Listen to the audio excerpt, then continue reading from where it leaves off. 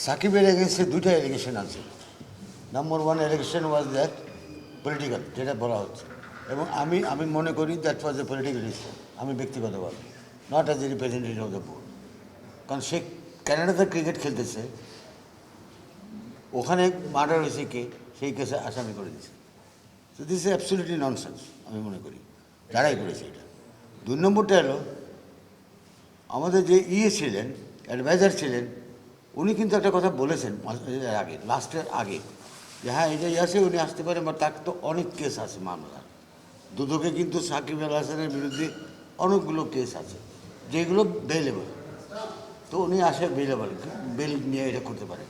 but the point is, তাকে তো দেশে আসলে যে সে বেল করার মতো সেই ফ্রিডমটা তার থাকবে কি না, মুভমেন্ট করার মতো, that was the issue which was not clear, nor Saqib was given to understand